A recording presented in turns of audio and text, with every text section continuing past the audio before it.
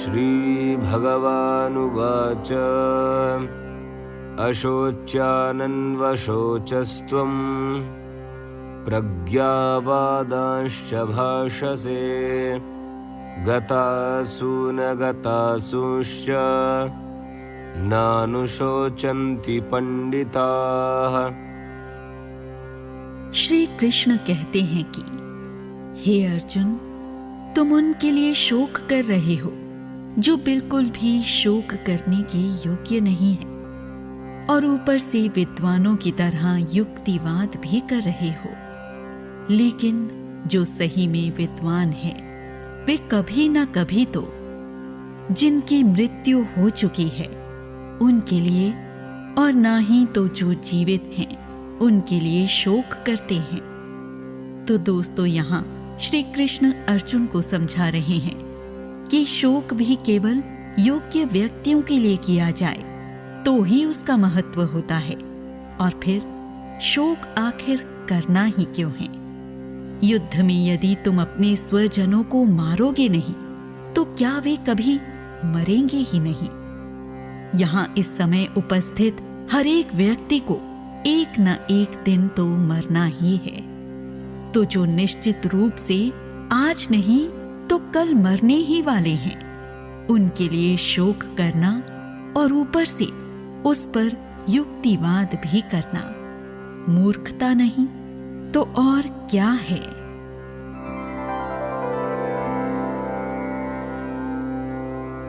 न त्वेवाहं जातुनासं न त्वं नेमे जनाधिपाः न चैवं न भविष्यामः सर्वे वयमतः परम्। श्री कृष्ण आगे कहते हैं कि ऐसा होना असंभव कि किसी काल में मैं नहीं था, तुम नहीं थे, या फिर ये सभी राजा नहीं थे, और यह भी नहीं हो सकता है कि भविष्य में भी हम नहीं होंगे। यहाँ पर श्री कृष्ण मनुष्य के अस्तित्व यानी उसकी आत्मा की अविनाशी होने की बात कह रहे हैं। यहाँ वे स्पष्ट कह रहे हैं कि ऐसा नहीं है कि पहले गुरु या ज्ञान नहीं था, अज्ञान या परोपकार नहीं था, दयाशीलता नहीं थी या धर्म नहीं था। ये सब कुछ पहले भी था और आगे भी हर काल में रहेगा। इस तरह मनुष्य की आत्मा का अस्तित्व भी अविनाशी ही था और रहेगा भी।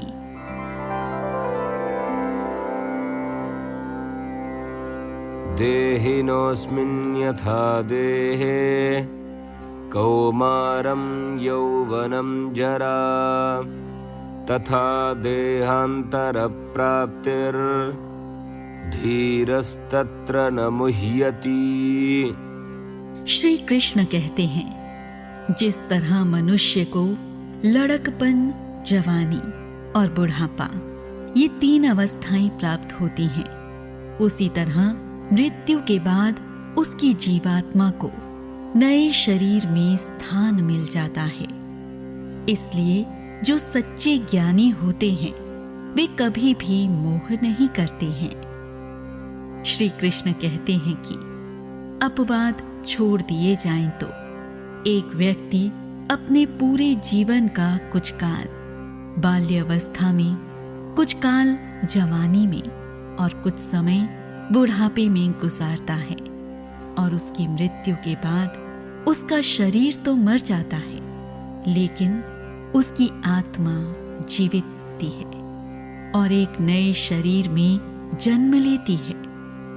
आत्मा का यह प्रवास तब तक जारी रहता है जब तक उसे इस परिवर्तन से बेहतर भी कुछ मिल जाता है। जो व्यक्ति शरीर के इस परिवर्तन चक्र को और आत्मा के प्रवास को समझ जाता है, वह बिना मोह किए मृत्यु को भी स्वीकार कर लेता है। हालांकि यह बात कहने में ही आसान लगती है, क्योंकि सामान्य व्यक्ति को मृत्यु स्वीकार करना जरा कठिन ही होता है दोस्तों।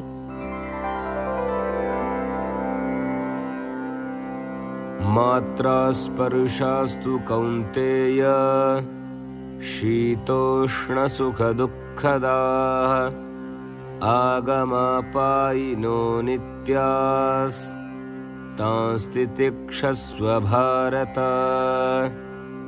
हे कुंती पुत्र, विषय और इंद्रियों के संयोग जो ठंडी, गर्मी तथा सुख व दुख देते हैं, वे क्षण भंगुर होते हैं। यह उत्पन्न होते हैं और समाप्त भी हो जाते हैं।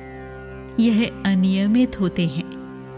इसलिए हे भारतवंशी अर्जुन, तू तटस्थ रहे, विकल न हो और इसे सहन कर।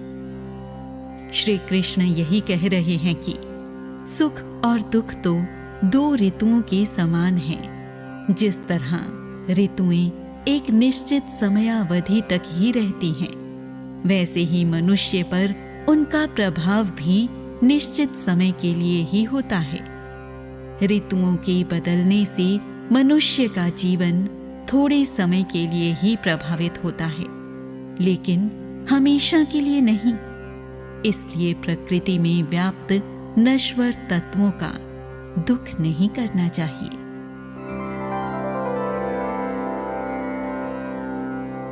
यं हि न व्यथयन्त्येते पुरुषं पुरुषर्षभ समदुःखसुखं धीरं सोमृतत्वाय कल्पते।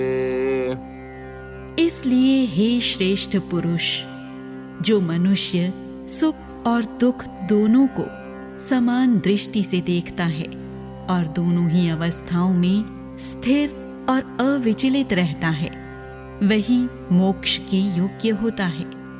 श्री कृष्ण कहते हैं, इसलिए मनुष्य को हर परिस्थिति में संयमित रहना चाहिए, क्योंकि सुख है तो दुख भी आएगा और दुख है तो सुख भी जरूर आएगा। दोनों ही क्षणिक हैं। इसलिए ना ही सुख का अत्यधिक आनंद मनाना चाहिए और न ही दुख का अत्यधिक शोक करना चाहिए। कहा जाता है ना कि अति किसी भी बात की अच्छी नहीं होती।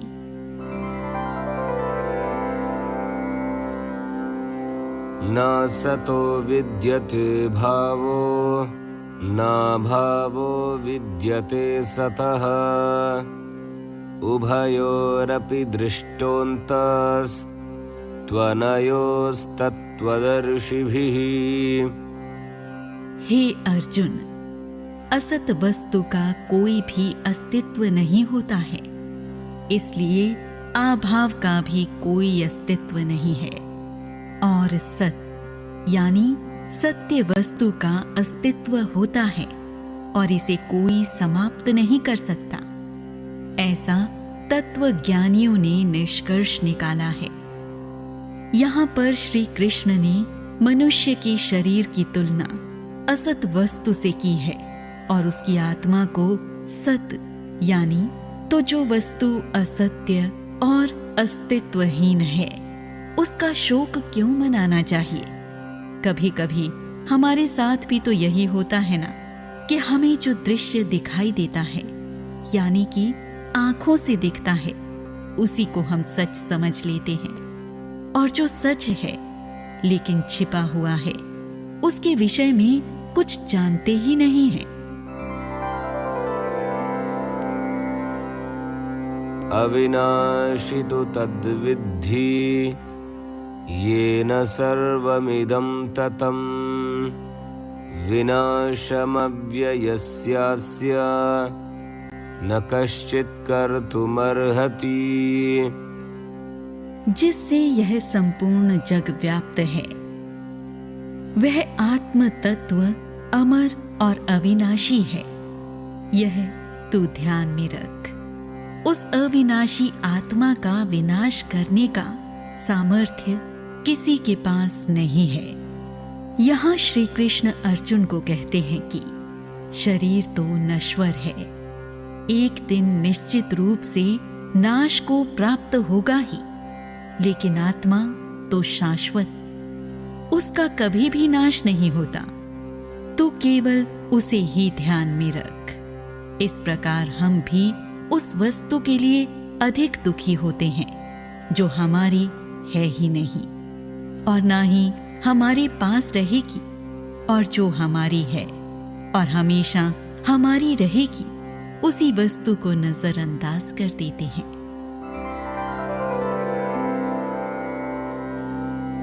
अंतवन्त इमे देहा नित्यस्योक्ताः शरीरिणः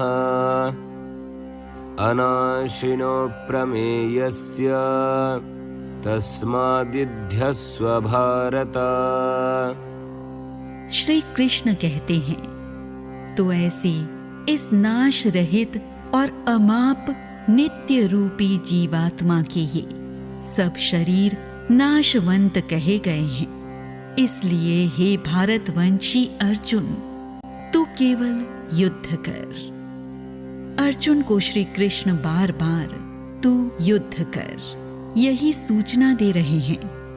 तो क्या वह यह नहीं जानते कि युद्ध में तो अनेक लोगों की मृत्यु हो जाती है?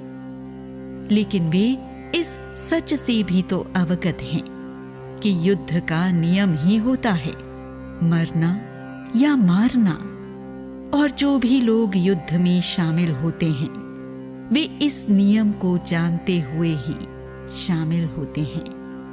जो लोग इस वास्तविकता को जानते हुए भी अपने प्राणों की चेष्टा किए बिना अपने राजा या अपने देश की सुरक्षा को ही अपना उद्देश्य मानते हुए मैदान में उतरते हैं, वही सच्चे और महान योद्धा होते हैं। और यही अपेक्षा श्री कृष्ण अर्जुन से भी कर रहे हैं।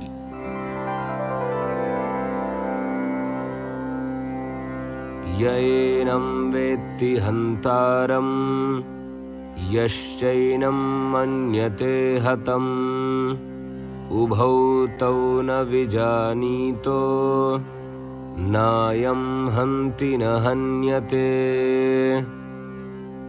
श्री कृष्ण कहते हैं, जिसे यह लगता है कि यह आत्मा मरने वाली है या जो इस आत्मा को मरा हुआ समझता है, वे दोनों ही अज्ञानी हैं, क्योंकि वास्तव में तो यह आत्मा ना ही किसी को मारती है और ना ही कोई इसे मार सकता है। श्री कृष्ण बार बार अर्जुन को यह स्पष्ट कर रहे हैं कि आत्मा अमर है, अविनाशी है और नुकसानदेह तो बिल्कुल भी नहीं। श्री कृष्ण के अनुसार मनुष्य के शरीर में आत्मा ही उसका सर्वोत्तम भाग है। इसलिए वे अर्जुन को आत्मा का ज्ञान करा रहे हैं। हालांकि जिस अर्जुन को खुद के ही शरीर और आत्मा का ज्ञान नहीं है, वह अपने शत्रुओं के शरीर नष्ट होने का विलाप कर रहा था। आगे श्री कृष्ण कहते हैं कि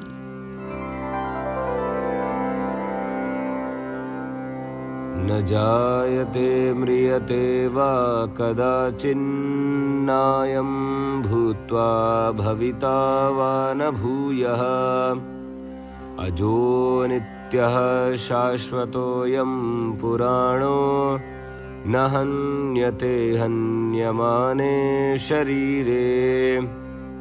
यह आत्मा ना तो जन्म लेती है और ना ही कभी मरती है, और एक बार उत्पन्न होकर फिर से उत्पन्न भी नहीं होती, क्योंकि यह अजन्मा, नित्य, शाश्वत और पुरातन यानी कि प्राचीन है। शरीर चाहे मर भी जाए, लेकिन आत्मा कभी नहीं मरती है। श्री कृष्ण बार बार आत्मा की अमरता पर ही भार दे रहे हैं, क्योंकि एक आत्मा ही तो है जो इस ब्रह्मांड के अंतिम क्षणों तक रहने वाली है। मनुष्य तो आते और जाते रहेंगे, लेकिन आत्मा न तो कहीं गई थी और न ही कहीं जाएगी। वह तो बस एक शरीर से दूसरे शरीर में जाती है। इसलिए आत्मा का महत्व इस सृष्टि में सबसे ज्यादा है।